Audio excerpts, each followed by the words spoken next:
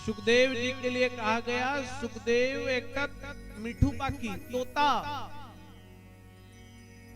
राधा रानी के पास ये तोता रहता है और राधा रानी रोज भगवान गोविंद की कथा सुनाती है। कोई किसी के बारे में रोज बोले, जानो ওই লোকটা এরকম, ওই লোকটা এরকম, ওই লোকটা এরকম।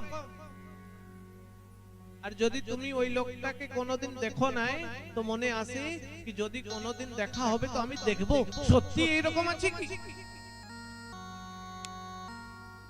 আর যদি ওই লোকের কোন লোক আরো গল্প লাগায় সেখানে কান দিয়ে শুনবে, ও মাগো সত্যি বলছে, সত্যিকারের ওই লোকটা ওই রকম। राधा रानी के यहाँ वो तोता, सुखदेव जी तोता है। राधा रानी रोज भगवान की कथा सुनाती है। सुखदेव जी को लगा कि भगवान की कथा और भी सुननी है हमको, कौन सुनाएगा, कौन सुनाएगा। जानते हो क्या हुआ? एक बार बात अच्छी, हिमालय पर्वते भगवान शिव माता पार्वती के भागवत सुना অমরনাথে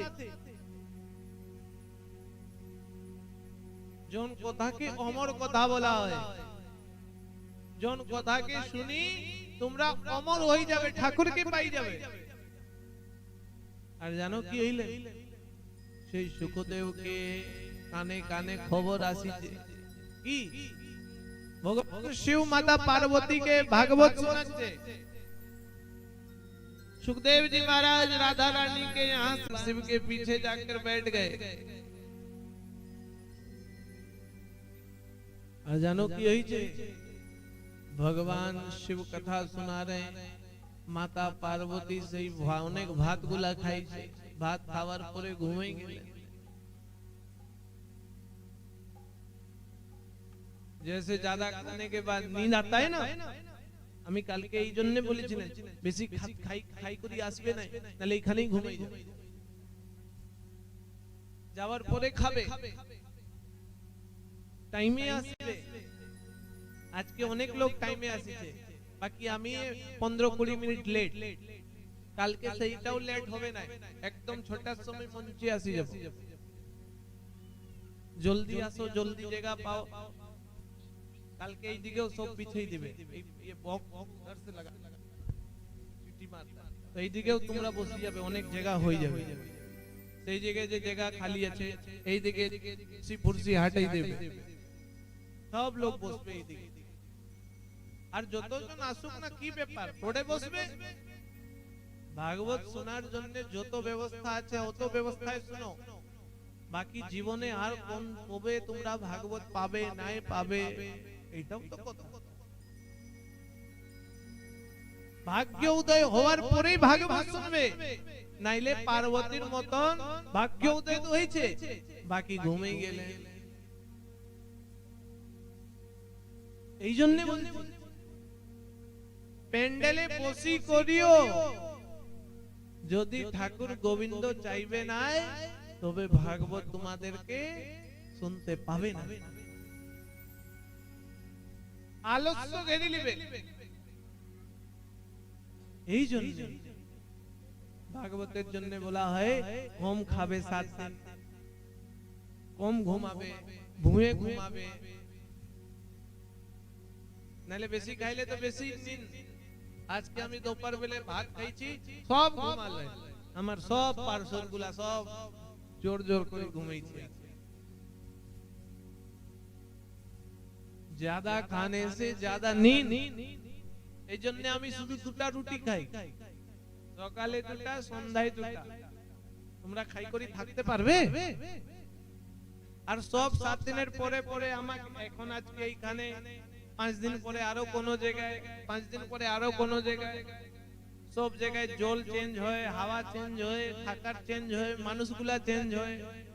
তাও আমি দেখো একদম ভালো, কোনো শরীর খারাপ নাই। কালকেই তো বললাম ঠাকুরের রাশন কার্ডে যদি লিখে দিচ্ছে আর তুমি খেতে পারবে না, তো কত চেষ্টা করিল খেতে পারবে না। যদি আছেও তোমার কাছে তাও কি হয়ে গেছে সুগার চা খাবে বাকি চিনি নাই কি হয়েছে প্রেসার ডাল খাবে বাকি নুন নাই ঠাকুর বলেছে তোমার নুনের কোটা শেষ চিনির কোটা শেষ এই জন্য আগের থেকেই কম খাও না বুড়া পর্যন্ত খেতে থাকবে বেশি খালে বেশি হবে আমার গুরুদেব বলে কি বেশি খাবে না কম খাবে তো বুড়া কাল তক খাতে থাকবে মাঝেই ডাক্তার বলে দেবে বন্ধ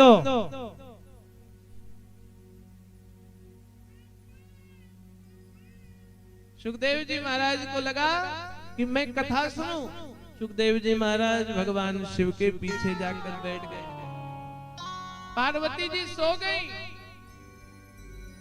सुखदेव को लगा कि पार्वती जी सो गई हैं भगवान शिव तो आंख बंद करके कथा बोल रहे हैं लेकिन यदि पार्वती की आवाज में मैं हाँ हाँ ठीक है जय हरि ओम ओम নাই বলবো তো ভগবান শিব ভাগবত বন্ধ করে দিবে আর যদি ভাগবত বন্ধ হইছে আর আমি শুনতে পারবো নাই পারবো আমার জীবন আর থাকবে নাই থাকবে এই চিন্তার জন্য কেন মিঠু পাখি তো তোমার বলিটা কপি করিলে যা শুনছে সেই বলি দিবে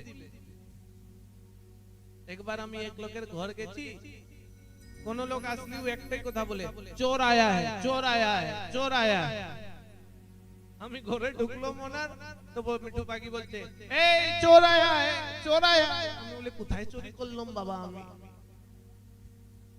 কেন মিঠু পাখি को तो जो सिखाओगे वही बोलेगा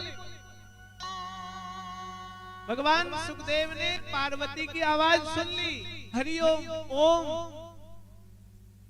सो पार्वती जी तो सो गई भगवान शिव के पीछे बैठ करके सुखदेव जी ओम ओम ओम ओम बोलने लगे 7 दिन की भागवत पूरी हो गई भगवान शिव ने जयकारा लगाया बोलिए भागवत महापुराण की जय हो जैसे ही जयकारा लगाया पार्वती घूम भाग लो बाबा भागवत शेष बाबा बोले 7 दिन पूरा हो गया पार्वती बोलছে আজকে তো तीसरा दिन চলছে বলছে পার্বতী তুমি কোথায় ছিলেন আমি তো এইখানে तो 7 दिन भागवत पूरा হইল पार्वती बोलती है बाबा আমি তো ঘুমাই গেছিলাম हम तो सो गए भोले बाबा बोले यदि तुम सो गई तो कथा किसने सुना छल से जो कथा सुना है वो मेरा भक्त नहीं हो सकता है भोले बाबा को क्रोध आया उन्होंने त्रिशूल उठाया जाओ त्रिशूल उसका वध कर दो जिसने छल पूर्वक भागवत सुना त्रिशूल वो तोता सुखदेव जी के पीछे बैठ गया तोता आकाश में भागने लगा बचाओ बचाओ बचाओ बचाओ बचाओ करके भगवान वेदव्यास जी की पत्नी का नाम था वीटिका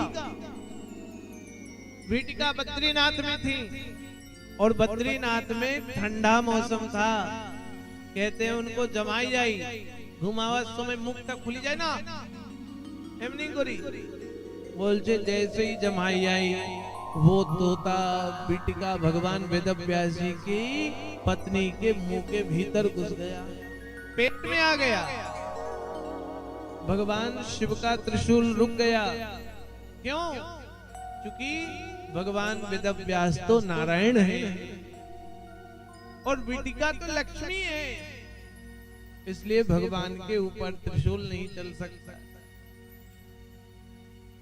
इस प्रकार से भगवान सुखदेव जी का जन्म हुआ।